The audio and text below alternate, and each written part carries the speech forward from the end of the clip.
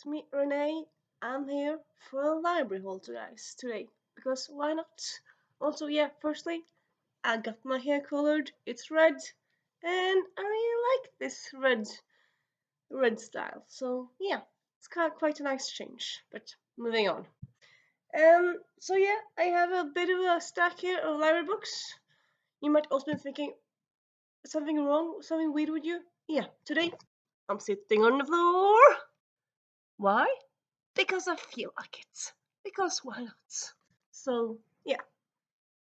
So first we have the unbeatable Squirrel Girl beats up the Marvel Universe. So I read quite a few Squirrel Girls 2 years ago now. Yeah, two years ago. And I actually also have like number 10, but I don't have number 8 or 8, 7, or 9. So yeah, I need to get those. So I don't really know how I end up having number 10, but not the other ones. But yeah. Well, yeah, I got one of them from a library. Well, this is a library haul. This one I believe is kind of like a standalone.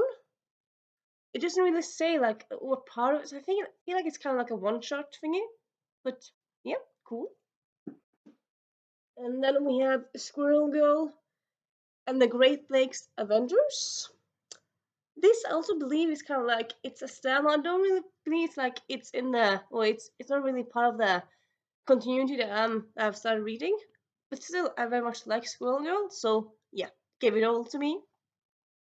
And yeah, I do know that Shannon Hale has written a Squirrel Girl YA book. I have not read that one yet, but yeah, definitely it's on my mind. Definitely. Then we have The Davenport by Crystal Mackey. This one came out last year. It's YA historical with POC characters. Give me a moment. And yeah, I've kind of some people have described this as Gossip Girl, but like in historical period, and that sounds trashy but fun. So yeah, I also know that there's a sequel coming out this year. So yeah, kind of I suppose in a way kind of nice that I didn't get to this last year because less time to wait for the sequel. So yeah, I'm not quite sure if the sequel comes out in spring or fall, but I do believe it comes out this year. So yeah. And then we have Ace. What Asexuality Reveals About Desire, Society, and the Meaning of Sex by Angela Chen. So yeah, this is a non-fiction book about asexuality. And like generally, I kind of like to read about lots of different stuff in general, but also, uh, yeah, I like to read about stuff that I'm not and stuff. But honestly, in these last few years, I've been thinking more and more. Maybe I'm myself on the ace spectrum because like when I read sex scenes in books, I'm like I'm not that interested. I don't really why. Like sometimes I skip them, sometimes I don't. So I'm thinking I might maybe ace somehow. So yeah, reading this could be interesting.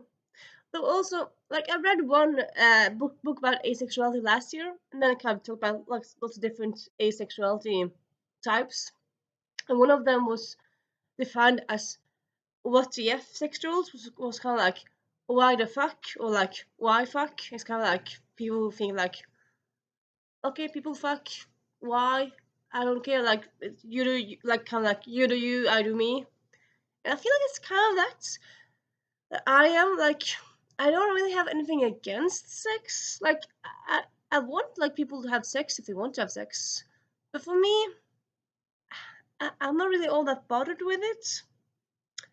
But like, I might be demisexual, silly. I might be a way that I'm doing it, but yeah, I'm gonna read this and see. Yeah, and this one came out a few years ago. I believe a lot of people talked a lot of good things about this one. So yeah, and also I got it from libraries, and I also got it from library like an interlibrary loan, so I can't like read for a long time. But I plan to read it soon. But yeah, non-fiction in my hands long before September or like long before November. Yes, you can read non-fiction outside of non-fiction November. So that's what I'm kind of doing a bit more now, really. And then we have Not That Kind of Ever After by Lucy Adams.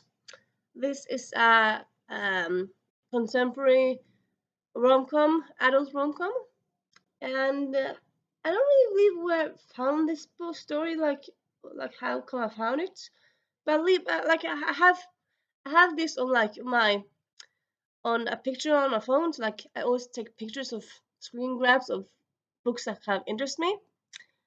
And yeah, this, I mean, I'm always up for a rom-com, so yeah. I also kind of like this title, Not That Kind of Ever After, and yeah, sorry. Then we have The Red Palace by June Her. This one came out, I believe, actually 2 years ago now. Yeah, 2022. It's a historical YA set in blah blah blah blah blah. Yeah, yeah, set in historical China, and it's kind of like a palace intrigue slash thriller. I want to say anyway, because I feel like this. Yeah, to enter the palace means to walk a path stained in blood. So yeah, there has to be like some sort of blood drama like thingy here. Like I remember this coming out, like hearing about it for like, oh, that sounds so cool, and then I never got a hold of it. But it's been on my mind ever since like it came out. So yeah, decided to read it. And then here we have some more non-fiction books. Most of these are Norwegians. Well, Norwegians by Norwegian authors, but this book first one is not. But yeah, 10 myter om Israel. So 10 myths about Israel. So yeah, because of like I suppose in general, but like because of the upscale in the genocide in Israel and Palestine lately, I'm kind of wanted to read a bit more about that. So I found some books about that. This is 10 myths, which is also nice to like, yeah, demythicize, yeah, to unlearn some stuff. Yeah.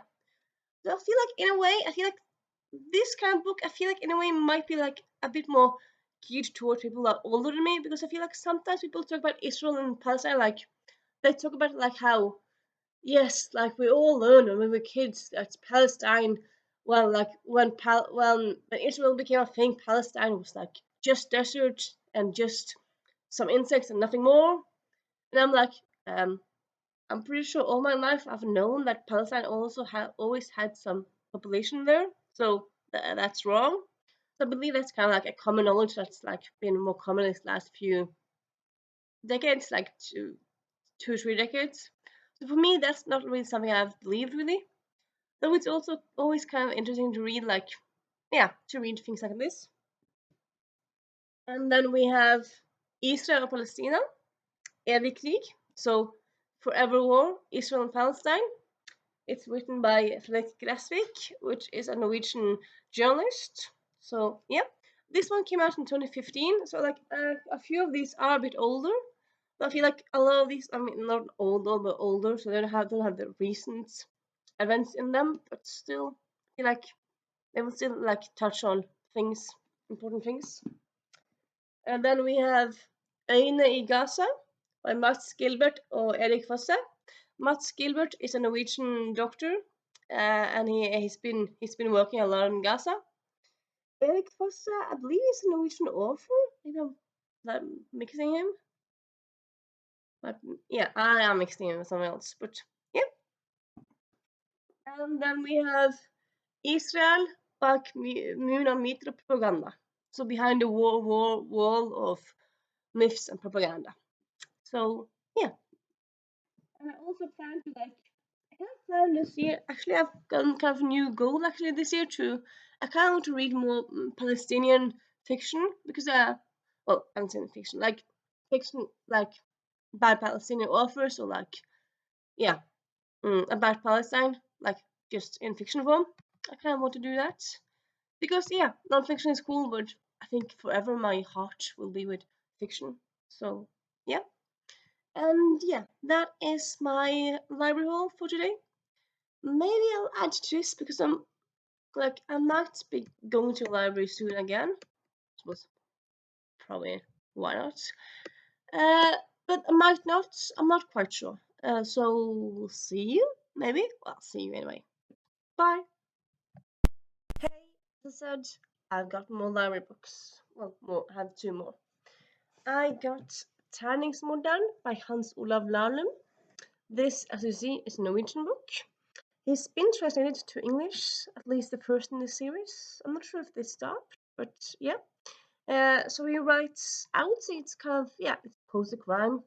It's crime set in the past, and it's often locked room mysteries, or like stories where like a person was killed, but like no one could have done it because reasons. So yeah, I very much enjoy him. This was the book that came out in the fall.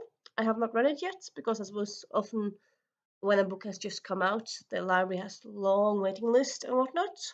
But I just got it, and yeah, think I might pick it up soon. Then I also got Palestina, Fakta på bakken by Kjersti G. Berg. So yeah, as you might have guessed, this is a non-fiction about Palestine. Uh, and I just the other day I was kind of thinking because I have just started this one, which is 10 myths about Israel. Now, like this, kind of felt a bit dense. And I talked to some friends the other day, like how nonfiction, and they talk about like they often feel like nonfiction is dense, and I'm like, not necessarily. Nonfiction can just as well be fast-paced and easy. It doesn't really have to be that difficult to read, really. And I was just kind of thinking, aren't there like any easier books about Palestine? Which I suppose there's a lot of books about Palestine, so there probably are some easier. And I did just pick up this one. I read the introduction to this one, and yeah, so far this is faster, not that dense, and I quite like it. It kind of talks about Palestine and the situation more like from. It takes an interesting view. It talks about like it takes a basis on like streets and buildings and stuff. So it talks about the room that Yasser Arafat lived in, and it talks about a street that's important to Palestine. So kind of goes into like the situation by like a macro level, and I kind of like that. As I said, I have not read this for long. I have not read a lot in this book, but I have started it, and so far I am enjoying it. And yeah, I suppose if you didn't know, last week I didn't post because last week was kind of like a striking for Palestine post video week where you, I suppose, weren't supposed to. Like, it was encouraged to not post things on social media or like on where you post things regularly because to like, to more like think about the situation and get books from about the situation and the genocide and stuff. So I did get these two last week. Haven't done a lot of reading. I have to agree. Have to be honest there. But I do have some of the books, and yeah, and yeah. I suppose that's kind of the end of this library haul. So yeah, see you soon. Bye.